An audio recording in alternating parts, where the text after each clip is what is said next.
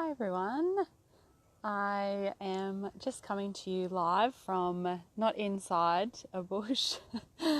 I've just come for a lovely walk in the afternoon, so I thought I'd pop on as I guess, it's coming to the end of the year, and one thing that I like doing when we're reaching the end of the year is really put time aside for a lot of reflection. And I guess for me, I've been reflecting on my year working with children, working with families, and something that's popped up has been the area around triggers, and this concept of triggers. And I suppose working within such a complex world such as foster care and children with really high needs, where we're constantly talking about triggers. What are their triggers? Any outburst or anything that's happened. Okay, what's triggered them? What's happened? And very rarely did we actually ever ask, okay, so potentially what are your triggers as the parent or carer, and what are my triggers as well when I'm working with these children? So what I've noticed and I've tried to become really aware of are the triggers that I have when working with children as well.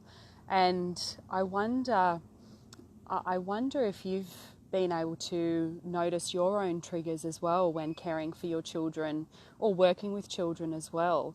So often when I'll continue to use the word triggered because we all know what that means. When we are triggered by something, when we have this really big emotional reaction to something, it could be angry, upset, frustrated, irritated.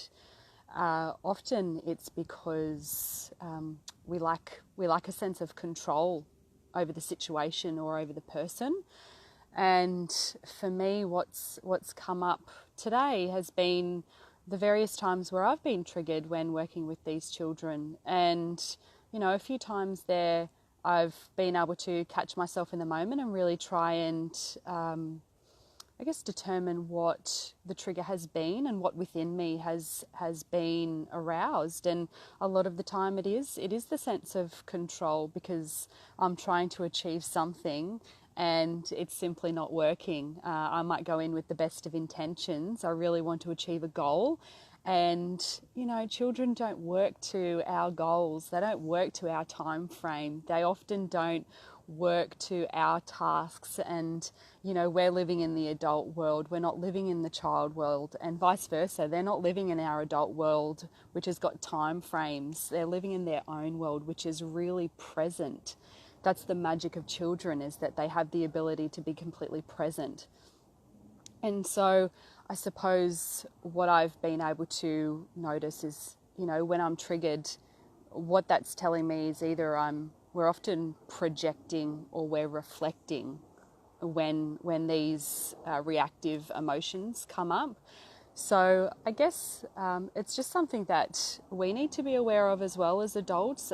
Children are not alone in the realm of triggers.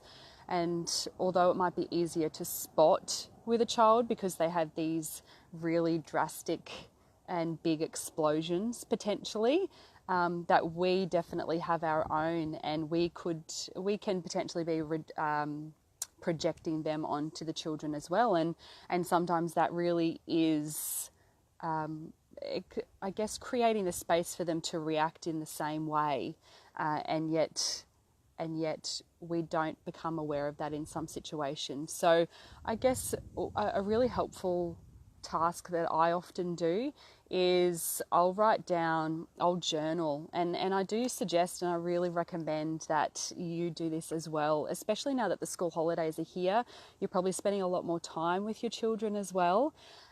So anytime that you feel yourself getting triggered, you have these emotions of frustration and angst and anger and irritation and just confusion as to, reacting to the behaviour of the child, I'd write down the situation, what's occurred before, what occurs after, what your body language was like, what your internal dialogue was like, your facial expressions, what was your non-verbal language doing, and how is your child showing up in that time as well?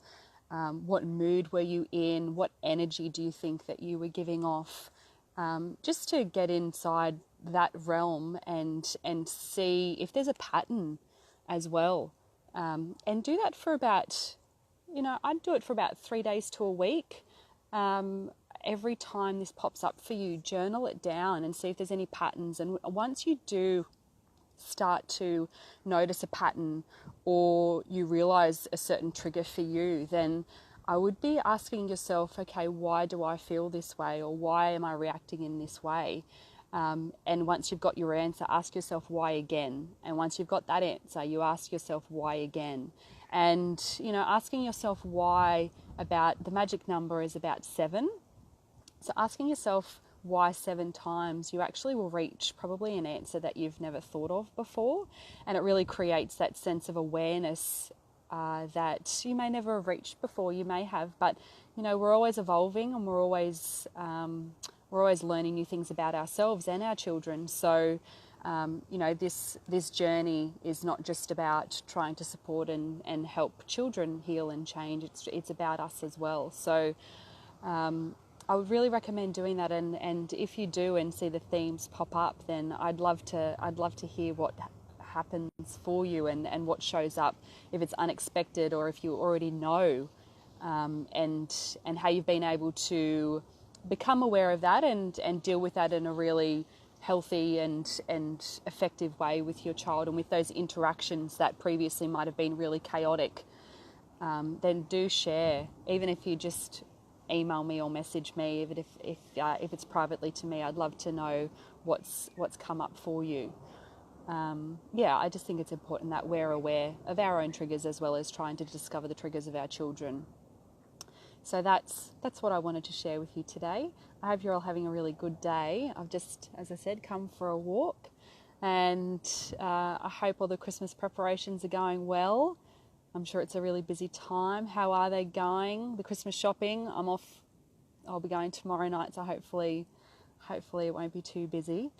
But I'll be connecting with you all soon. Thanks for joining me today. Bye for now.